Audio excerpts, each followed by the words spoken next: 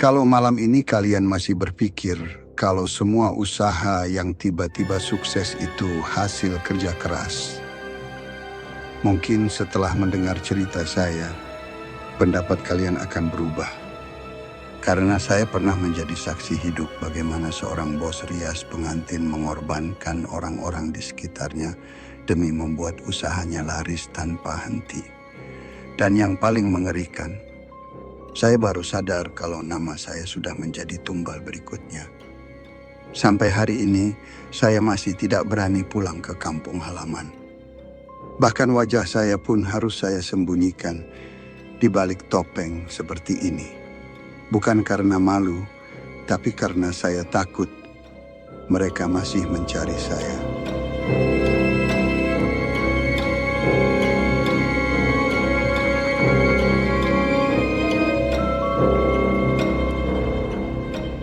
Selamat datang kembali di Mr. Mistis.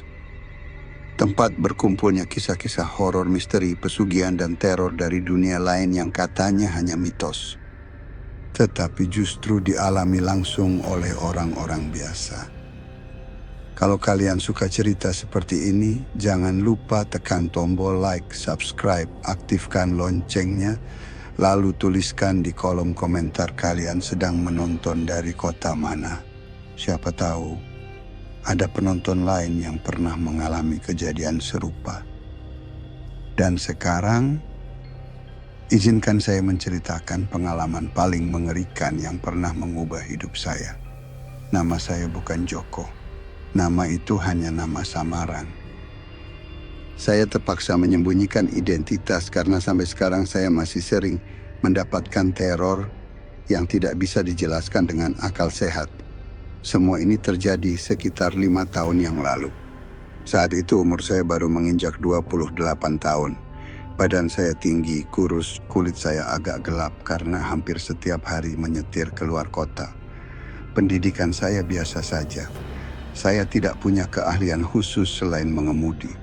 Saya bekerja sebagai sopir pribadi sekaligus merangkap membantu operasional sebuah usaha rias pengantin milik seorang perempuan bernama Rani. Kalau kalian tinggal di Jawa Timur mungkin pernah mendengar nama usahanya. Dari luar, bisnis itu terlihat sangat profesional. Ruang riasnya bersih. Deretan gaun pengantin tertata rapi di balik kaca. Mahkota, sanggul, hingga perlengkapan adat Jawa tersusun begitu indah. Media sosialnya juga ramai. Setiap minggu selalu ada foto pasangan pengantin baru yang tersenyum bahagia. Orang-orang mengira Bu Rani hanyalah perempuan pekerja keras. Saya juga berpikir begitu. Pada awalnya, rutinitas saya sangat sederhana. Pukul 6 pagi saya sudah mencuci mobil. Setelah itu mengecek bensin, ban, dan perlengkapan perjalanan.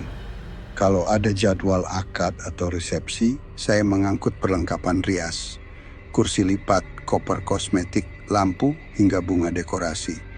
Kadang kami harus berangkat sebelum matahari terbit menuju desa-desa yang cukup jauh.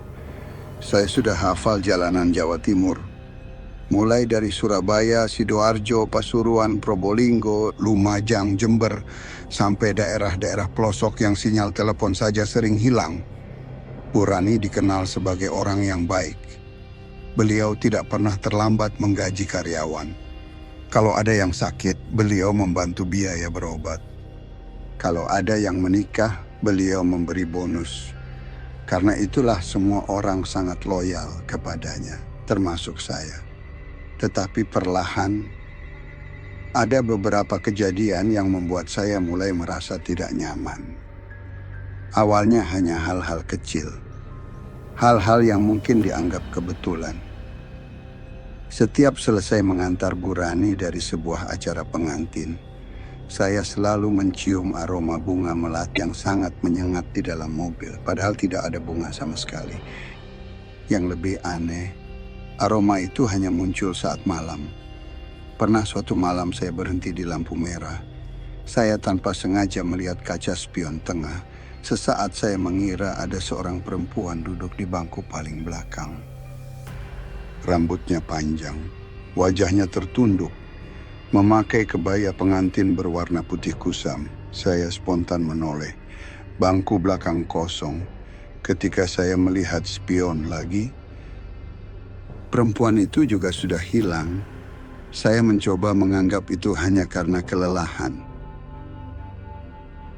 Tetapi kejadian seperti itu terus berulang. Kadang terdengar suara gelang kaki beradu pelan dari bagasi. Kadang seperti ada seseorang berjalan mengelilingi mobil saat saya parkir sendirian. Padahal area parkir benar-benar kosong. Suatu malam setelah mengantar perlengkapan dari sebuah pesta pernikahan di daerah Malang, saya pulang paling akhir. Semua karyawan sudah lebih dulu pulang. Saya tinggal mengembalikan mobil ke garasi. Jam menunjukkan hampir pukul 11 malam. Langit mendung. Gerimis turun perlahan. Saat membuka pintu garasi, saya mendengar suara tok, tok, tok, pelan sekali. Seperti ada seseorang mengetuk dari dalam lemari penyimpanan gaun pengantin. Saya menghentikan langkah. Suara itu berhenti. Saya menarik napas panjang. Paling tikus. Saya kembali berjalan. Baru 2 langkah. Suara itu terdengar lagi. Tok, tok, tok. Kali ini lebih keras. Bulu kuduk saya langsung berdiri. Saya memberanikan diri membuka lemari besar itu. Puluhan gaun pengantin tergantung rapi. Tidak ada siapa-siapa. Namun ketika saya hendak menutup pintu, saya melihat sesuatu di cermin besar yang berada di sudut ruangan. Di pantulan cermin, ada seorang perempuan memakai busana pengantin Jawa lengkap. Wajahnya pucat, bibirnya tersenyum tipis. Ia berdiri tepat di belakang saya. Saya langsung menoleh, kosong. Tidak ada siapapun. Saat saya kembali melihat cermin, pantulan perempuan itu sudah menghilang. Saya pulang malam itu dengan tubuh gemetar. Entah mengapa, sejak kejadian tersebut saya mulai merasa bahwa tempat saya bekerja menyimpan sesuatu yang tidak pernah diperlihatkan kepada siapapun. Dan saya sama sekali belum tahu bahwa semua kejanggalan itu hanyalah awal dari mimpi buruk yang akan mengubah hidup saya selamanya. Kalau dipikir-pikir sekarang, mungkin saat itu saya masih diberi kesempatan untuk mundur. Kalau saja saya menolak ikut. Kalau saja saya nekat bertanya kepada Bu Rani kemana sebenarnya kami akan pergi. Mungkin hidup saya tidak akan dihantui mimpi buruk sampai hari ini. Setelah kejadian di garasi itu, saya mulai sering memperhatikan tingkah laku Bu Rani. Beliau tetap terlihat seperti biasanya. Murah senyum, ramah kepada pelanggan. Kalau ada calon pengantin datang, beliau selalu menyambut dengan suara lembut. Biar hari bahagianya sempurna, serahkan semuanya sama kami. Kalimat itu hampir setiap hari saya dengar. Tetapi ada satu hal yang mulai berubah. Setiap sore menjelang maghrib, Bu Rani selalu menghilang sekitar 1 jam. Tidak ada satupun karyawan yang tahu beliau pergi kemana. Kalau ditanya, jawabannya selalu sama. Ada urusan keluarga. Yang membuat saya heran, beliau selalu kembali dengan pakaian yang berbeda. Kadang ujung bajunya terlihat basah, seperti habis melewati sawah. Kadang ada bercak tanah hitam yang sulit dibersihkan di bagian bawah rok panjangnya. Pernah saya menawarkan mencuci mobil setelah beliau pulang. Saat membuka pintu belakang, saya melihat ada beberapa helai bunga melati yang sudah layu berserakan di karpet mobil. Padahal sebelum berangkat mobil sudah saya bersihkan. Saya hanya diam. Semakin lama saya bekerja, saya semakin sadar kalau ada banyak hal yang sengaja disembunyikan. Sekitar 2 bulan kemudian, usaha rias pengantin kami mengalami masa yang sangat sepi. Dalam seminggu hanya 1 atau 2 pesanan.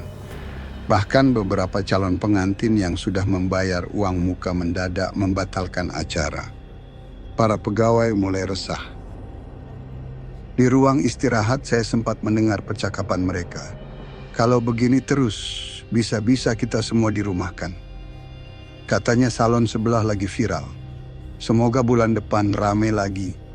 Bu Rani hanya tersenyum mendengar keluhan itu. Aneh sekali. Tidak terlihat sedikit pun rasa panik di wajahnya. Beliau hanya berkata pelan, "Sabar. Rezeki itu tinggal dijemput." Kalimatnya terdengar biasa. Tetapi tatapan matanya kosong. Seolah-olah beliau sudah tahu sesuatu yang tidak diketahui orang lain. 3 hari kemudian, pukul 8 malam, saya sedang menutup garasi ketika Bu Rani memanggil. "Joko." "Ya Bu, besok pagi siapin mobil." "Mau kemana Bu?" "Jawa Timur bagian selatan." "Saya ikut?" "Iya, tapi ingat, nanti kamu tidak boleh turun dari mobil." Saya mengernyit. "Maksudnya?" "Pokoknya jangan turun. Apapun yang kamu dengar, apapun yang kamu lihat, jangan keluar." Nada suaranya kali ini berbeda. Dingin, tegas, seolah tidak memberi ruang untuk bertanya. Saya hanya mengangguk. Dalam hati mulai muncul firasat yang tidak enak. Kami berangkat sebelum matahari terbit. Kabut masih menyelimuti jalan. Udara dingin menusuk kulit. Perjalanan memakan waktu hampir 5 jam. Semakin jauh kami melaju, rumah-rumah mulai jarang.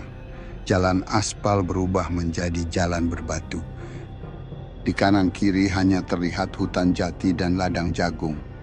Sinyal telepon menghilang. Navigasi di ponsel saya bahkan berhenti bergerak. Saya sempat bertanya, "Bu, ini daerah mana?"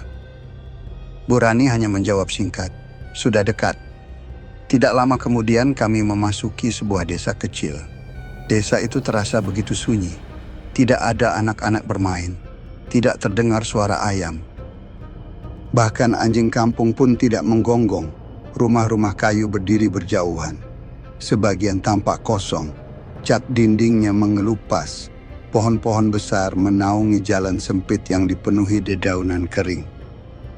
Entah kenapa, saya merasa desa itu seperti tidak menyukai kehadiran orang asing. Mobil akhirnya berhenti di depan sebuah rumah joglo tua. Rumah itu jauh dari permukiman warga. Di belakangnya langsung hutan lebat. Halamannya dipenuhi pohon sawo dan bambu yang bergoyang pelan meski angin hampir tidak terasa.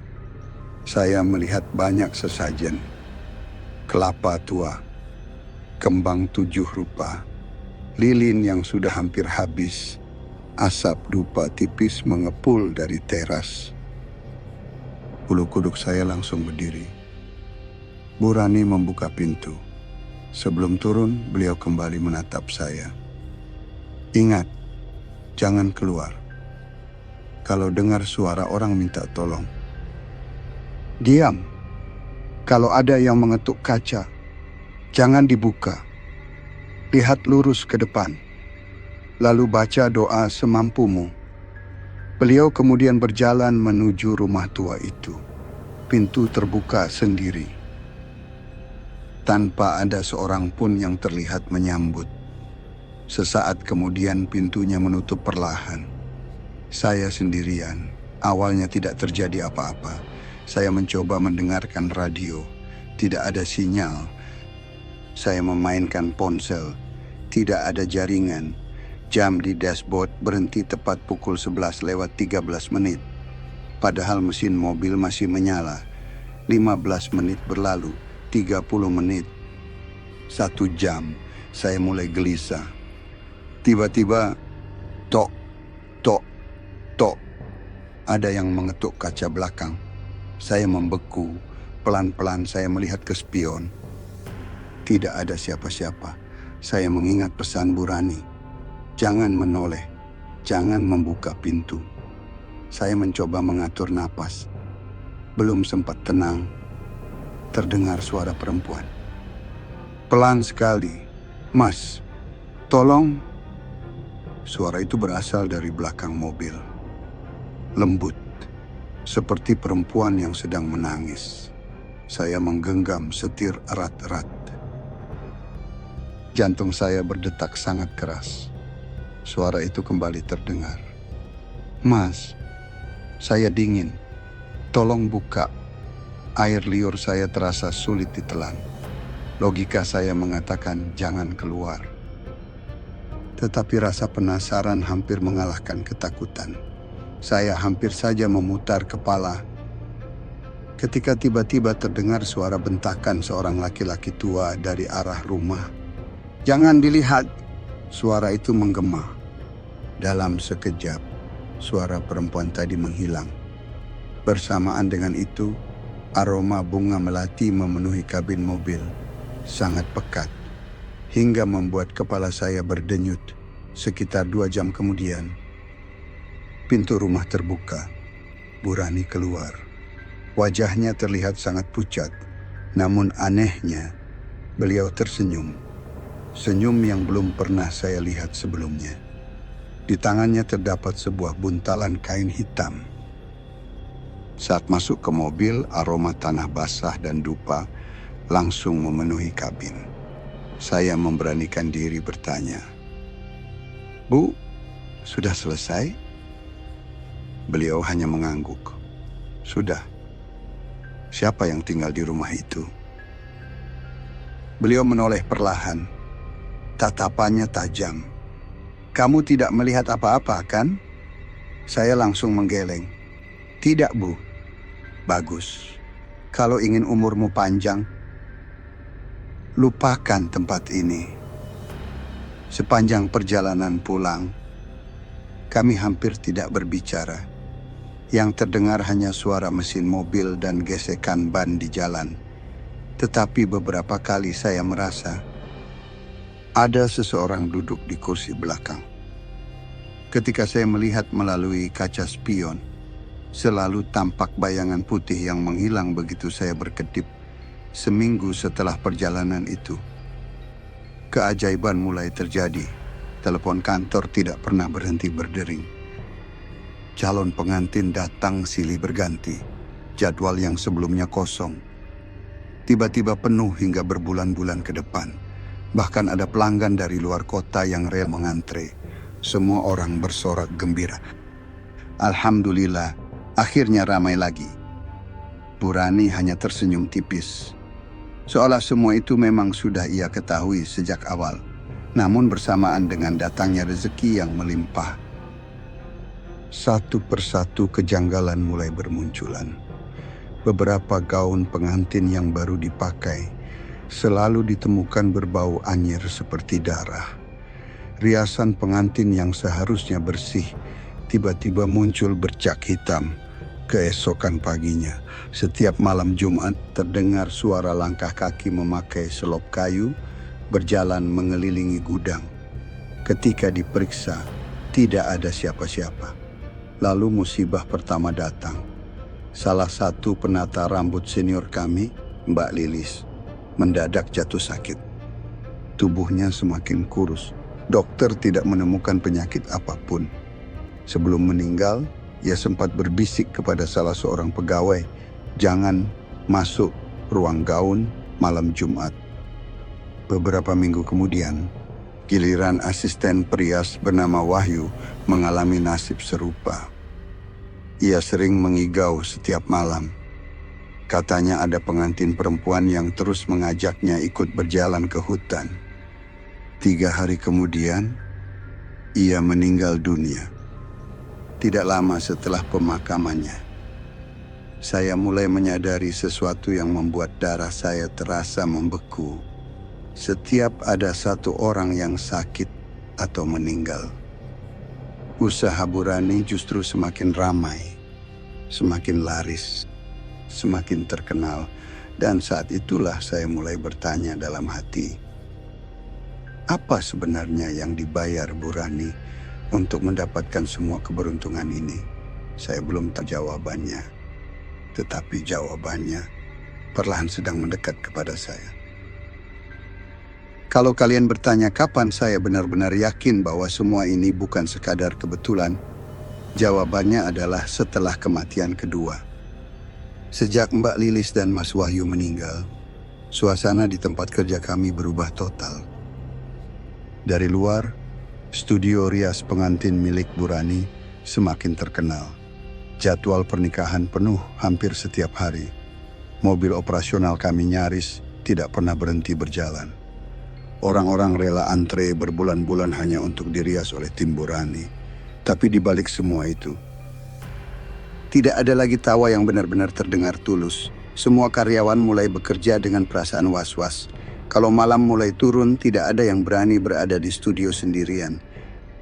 Aku sendiri mulai sering pulang paling akhir karena harus mengantar perlengkapan atau menjemput Burani dari rumah pelanggan. Dan justru di jam-jam itulah kejadian-kejadian aneh semakin sering terjadi. Suatu malam, sekitar pukul 11, aku kembali ke studio untuk menaruh beberapa koper rias yang baru dipakai. Lampu depan masih menyala. Aku mengira Burani masih berada di dalam. Saat membuka pintu, studio tampak kosong.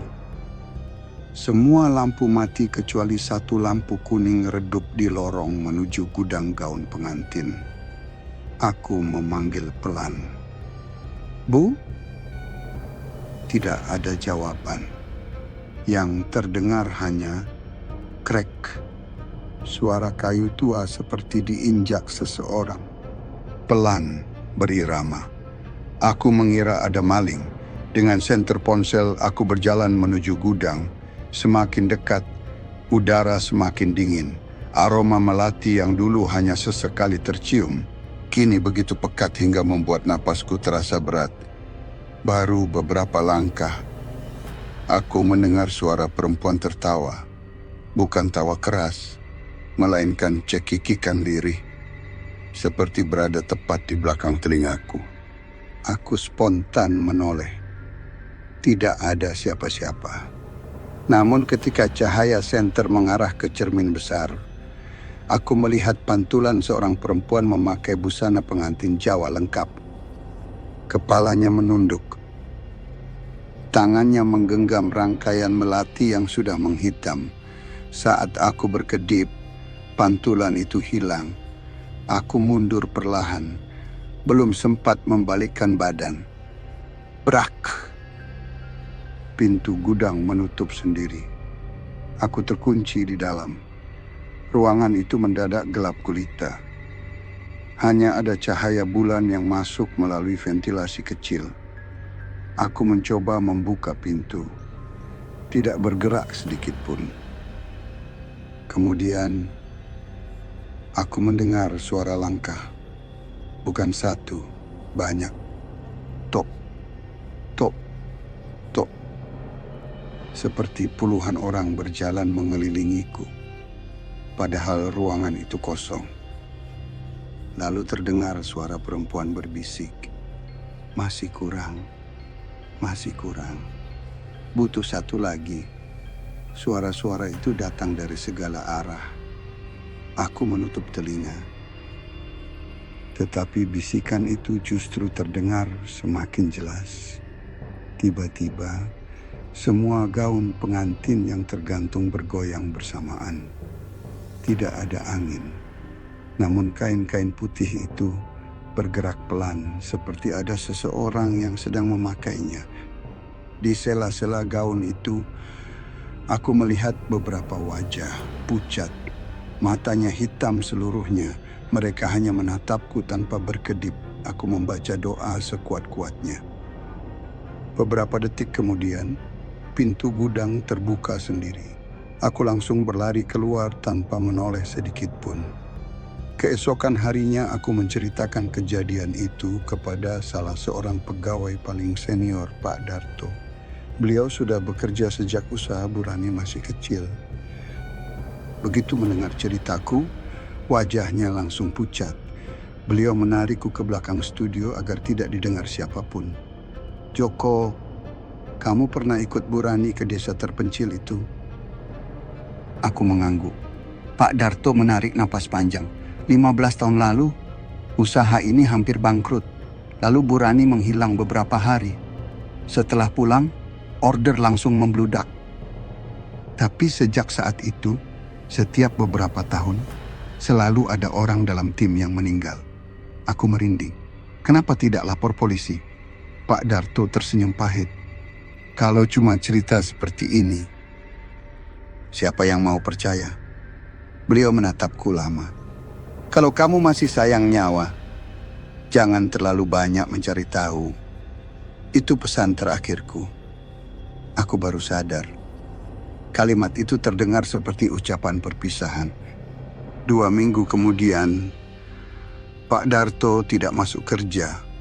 Kami mendapat kabar beliau dirawat di rumah sakit. Aku menjenguknya malam hari. Tubuhnya kurus sekali, matanya cekung. Beliau memegang tanganku erat.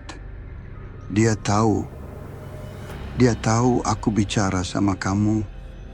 Aku bingung. Siapa?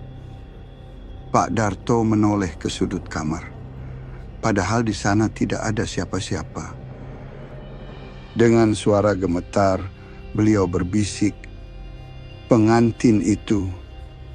Aku ikut melihat ke sudut ruangan, dan saat itulah aku mencium aroma melati yang sangat menyengat. Lampu kamar berkedip. Monitor jantung berbunyi tidak beraturan. Pak Darto menunjuk ke arah lemari. Matanya membelalak ketakutan. "Ada di belakangmu." Refleks aku menoleh. Kosong. Ketika kembali menghadap ranjang, Pak Darto sudah tidak bergerak. Monitor jantung memanjang dengan bunyi nyaring. Beliau meninggal tepat di depanku. Sejak malam itu, aku tidak bisa tidur nyenyak. Hampir setiap malam aku bermimpi berada di rumah joglo tua yang pernah kami datangi. Dalam mimpi itu, selalu ada perempuan berbusana pengantin berdiri di depan pintu. Ia tidak pernah bicara, hanya menunjuk ke arahku. Lalu dari belakangnya muncul suara seorang laki-laki tua. "Giliranmu sudah dekat." Aku selalu terbangun dengan tubuh basah oleh keringat.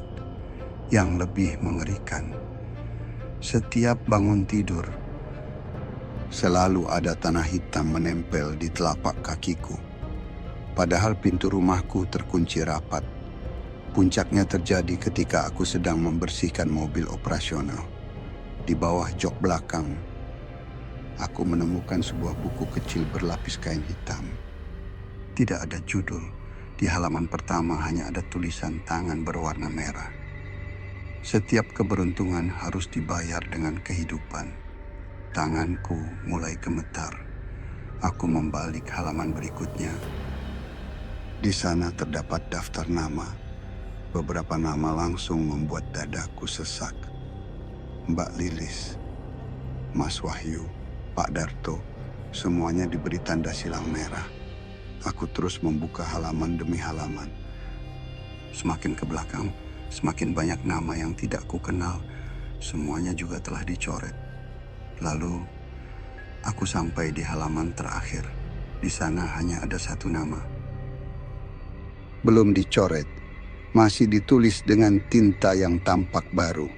Joko. Aku membeku. Tanganku terasa dingin. Napas seolah berhenti. Saat itulah aku mendengar suara Bu Rani dari belakangku. "Sudah kamu baca?" Aku menoleh perlahan. Beliau berdiri beberapa meter di belakangku. Masih tersenyum. Tetapi senyum itu bukan lagi senyum seorang manusia. Matanya merah. Tatapannya kosong. Lalu beliau berkata dengan suara yang sangat pelan, "Kalau ingin tetap hidup, jangan pernah berpikir meninggalkan pekerjaanku." Aku tidak mampu menjawab, karena untuk pertama kalinya, aku sadar bahwa sejak ikut perjalanan ke desa terpencil itu, aku bukan lagi sekadar sopir. Aku telah dipilih menjadi tumbal berikutnya. Kalau ada satu perasaan yang paling sulit dijelaskan setelah melihat namaku tertulis di buku itu, Itu bukan marah, bukan sedih, melainkan rasa putus asa. Perasaan ketika kalian sadar, hidup kalian ternyata sudah direncanakan oleh orang lain. Aku masih berdiri memegang buku hitam itu. Tanganku gemetar. Sementara Bu Rani tetap menatapku dengan senyum yang sulit kujelaskan. Senyum yang sama sekali tidak menunjukkan rasa bersalah. Justru seperti seseorang yang akhirnya berhasil menyelesaikan sebuah pekerjaan. "Kenapa takut, Joko?" katanya pelan. "Aku selama ini baik sama kamu kan?" Aku tidak menjawab. "Semua kebutuhanmu aku cukupkan. Gajimu tidak pernah telat. Aku percaya sama kamu. Lalu kenapa sekarang kamu malah mencari tahu hal yang bukan urusanmu?" Suara Bu Rani tetap lembut. Namun setiap kalimat yang keluar dari mulutnya membuat bulu kudukku semakin berdiri. Aku mengembalikan buku itu ke atas jok, berusaha bersikap tenang. "Maaf Bu, saya cuma nemu." Beliau mengambil buku itu perlahan, kemudian berkata, "Ada beberapa pintu yang seharusnya tidak pernah dibuka. Malam itu aku pulang dengan kepala penuh pertanyaan. Aku tidak bisa makan. Aku tidak bisa tidur. Yang terus terbayang adalah daftar nama dalam buku itu. Mbak Lilis, Mas Wahyu, Pak Darto, dan namaku. Aku mencoba berpikir logis. Mungkin semua itu hanya kebetulan. Mungkin Bu Rani hanya ingin menakut-nakutiku. Namun semua keraguan itu lenyap 2 malam kemudian. Sekitar pukul 2 dini hari, aku terbangun karena mendengar suara mesin mobil menyala. Padahal mobil operasional berada di garasi studio. Rumah kontrakanku berjarak hampir 5 kilometer dari sana. Suara itu semakin jelas, seolah mobil sedang dipanaskan tepat di depan rumah. Aku membuka jendela sedikit, jalanan kosong, tidak ada kendaraan. Tetapi suara mesin masih terdengar. Lalu terdengar suara pintu mobil dibuka, disusul langkah kaki, pelan, semakin dekat ke arah kamarku. Tok, tok, tok. Ada yang mengetuk pintu. Aku diam. Tok, tok, tok. Ketukannya semakin keras. Lalu terdengar suara perempuan. "Joko, ayo berangkat. Bos sudah menunggu." Suara itu persis suara resepsionis di kantor. Padahal aku tahu ia sedang cuti ke luar kota. Aku membaca doa sambil memejamkan mata. Beberapa menit kemudian, suara itu menghilang. Pagi harinya, ketika membuka pintu rumah, aku menemukan jejak kaki berlumur tanah hitam menuju terasku. Jejak itu berhenti tepat di depan pintu. Tidak ada jejak kembali. Hari-hari berikutnya menjadi semakin berat. Setiap kali mengantar Bu Rani ke lokasi rias, aku merasa selalu diawasi. Seringkali aku melihat sosok perempuan berkebaya pengantin berdiri di antara pepohonan. Begitu aku berkedip, sosok itu hilang. Suatu siang saat perjalanan pulang dari sebuah gedung pernikahan, Bu Rani tiba-tiba berkata, "Joko." "Iya Bu, kalau suatu hari nanti aku sudah tidak ada, mau tidak meneruskan usahaku." Aku langsung menggeleng kecil. "Saya tidak punya kemampuan merias." Beliau tersenyum. "Bukan itu yang kumaksud." Kalimat itu membuat suasana di dalam mobil mendadak sunyi.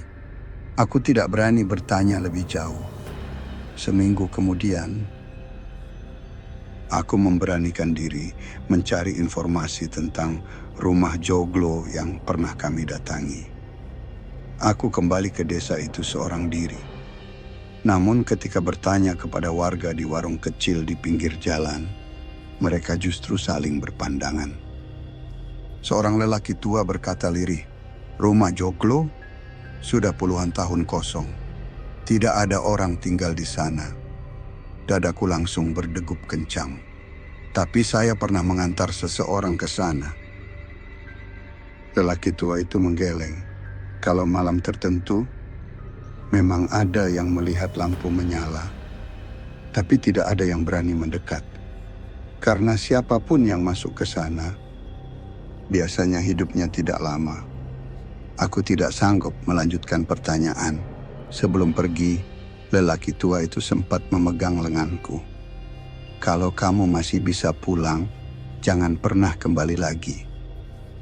Malam itu juga aku memutuskan, aku harus keluar dari pekerjaan ini, apapun risikonya.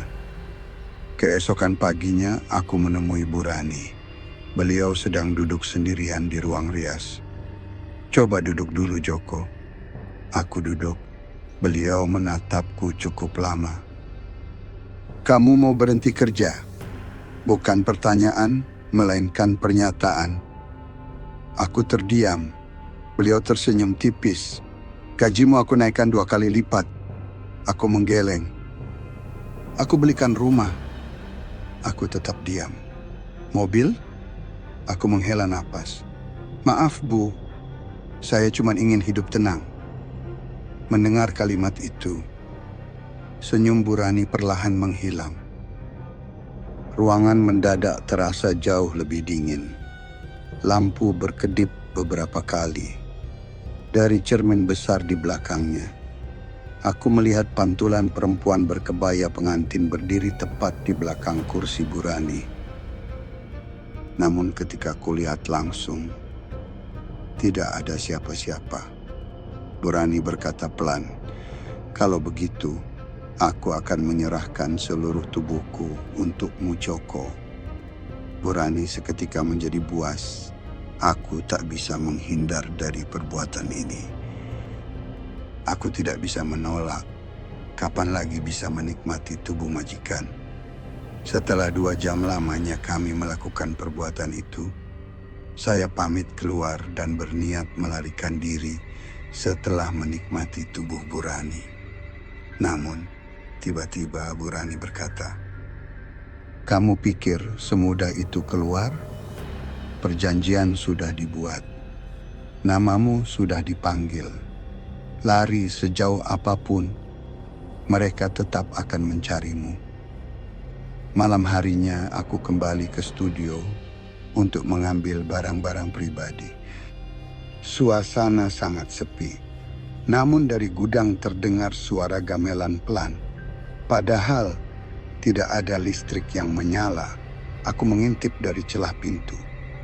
Di dalam, puluhan gaun pengantin bergantung mengelilingi sebuah cermin besar. Di depan cermin itu, Bu Rani berdiri memegang lilin. Ia berbicara kepada sosok hitam yang wajahnya tidak terlihat. Aku sudah membawa yang berikutnya. Dengan ini, perjanjianku tetap berlaku. Mendengar kalimat itu, aku tidak menunggu lebih lama. Aku mundur perlahan, lalu berlari menuju mobil. Mesin sempat sulit dinyalakan, seolah ada sesuatu yang menahan. Saat mesin akhirnya hidup, aku melihat melalui kaca spion.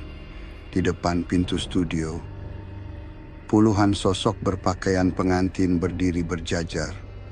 Semuanya menatap ke arahku, dan di tengah mereka ada Bu Rani. Ia tidak mengejar, ia hanya tersenyum, lalu mengangkat tangan pelan. Seolah mengucapkan selamat tinggal. Malam itu juga aku meninggalkan kota. Nomor teleponku ganti, media sosialku hapus. Tidak ada seorang pun yang tahu aku pergi kemana. Beberapa bulan kemudian aku mendengar kabar. Usaha Bu Rani justru semakin berkembang. Cabangnya bertambah, pelanggannya semakin banyak. Seolah tidak pernah terjadi apapun. Tetapi ada satu berita yang membuatku kembali merinding. Hampir setiap tahun, selalu ada pegawai lama yang meninggal mendadak. Alasannya berbeda-beda. Ada yang kecelakaan, ada yang sakit misterius, ada pula yang meninggal saat tidur. Namun semuanya memiliki satu kesamaan. Mereka pernah ikut bekerja dekat dengan Bu Rani. Sekarang, 5 tahun telah berlalu. Itulah alasan kenapa aku bersedia datang ke channel Mr. Mistis. Bukan untuk mencari sensasi, bukan juga untuk menjatuhkan nama siapapun. Aku hanya ingin menceritakan apa yang benar-benar kualami.